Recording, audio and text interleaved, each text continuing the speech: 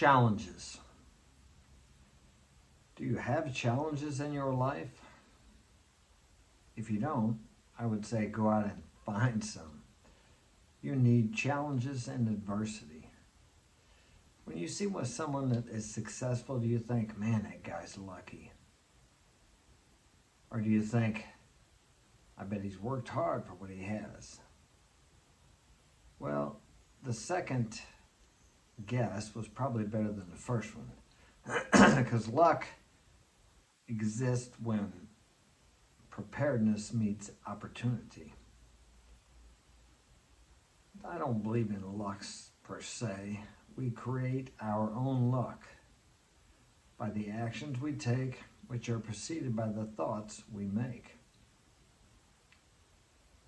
You don't realize what it takes for someone to present something to you, to get to where they are, to achieve the success that many people call lucky.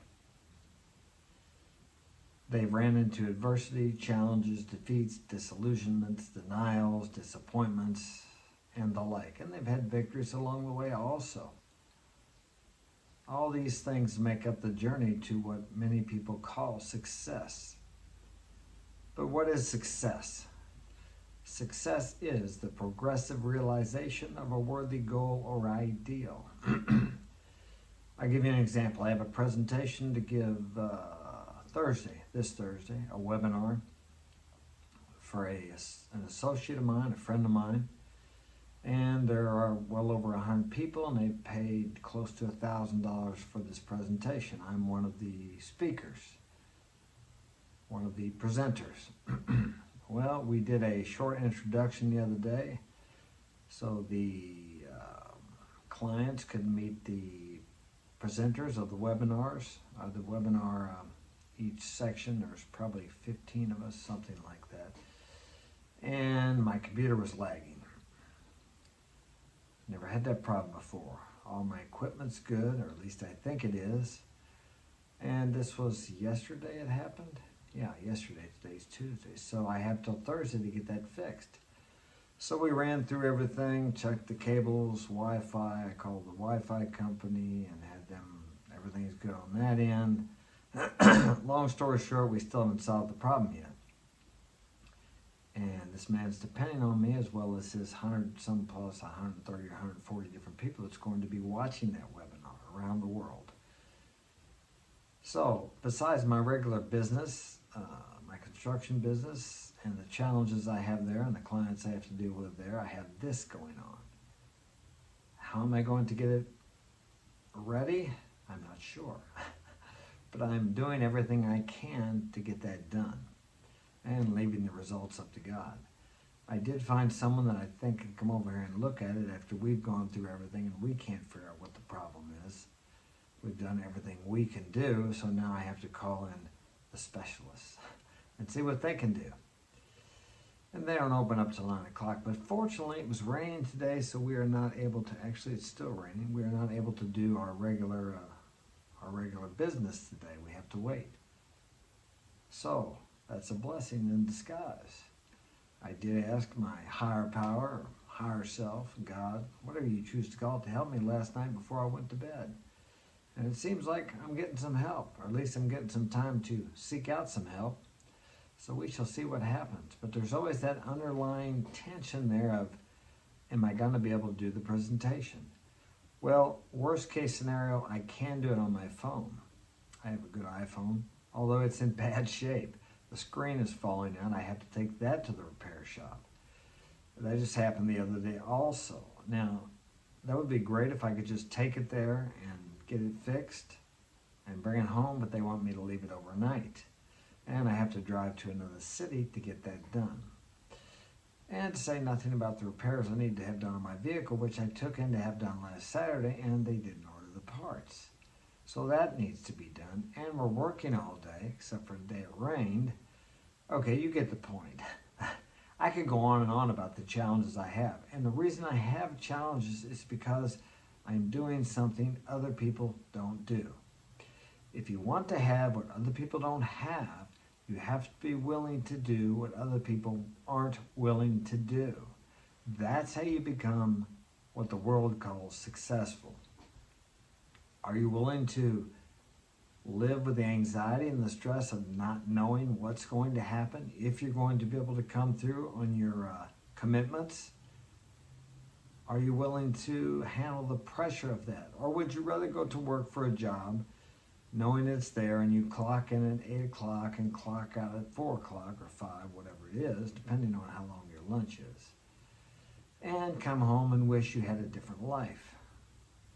I prefer the challenges, I prefer the anxiety, the fear, the nervousness, the wondering, the uncertainty. Now, are there times I don't want to endure that? Of course there are.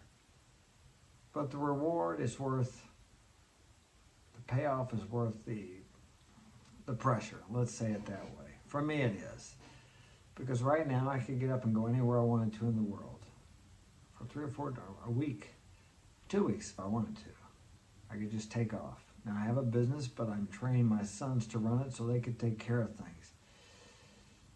That would be a little stretch for them now because they're still learning, but 2 or 3 days would be more realistic. A couple weeks would be taking a chance, maybe on having a little problem, but I could do it. So that's the freedom I get from,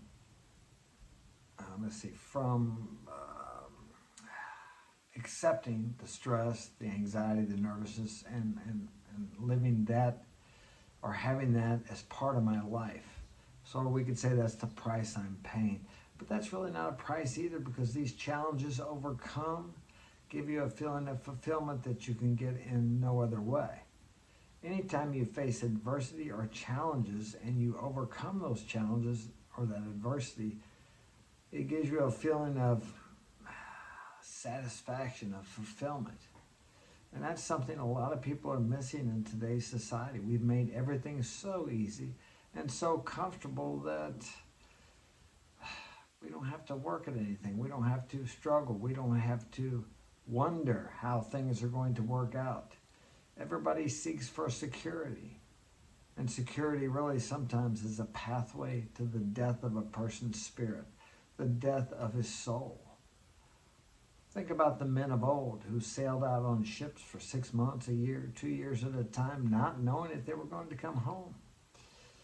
And the women and the children that wondered and waited for them. Or the men that went off to war for years. That hasn't been that long ago, not knowing if they were going to come back. Many men during the battle and the heat of war would say they felt more alive in those moments than they ever have.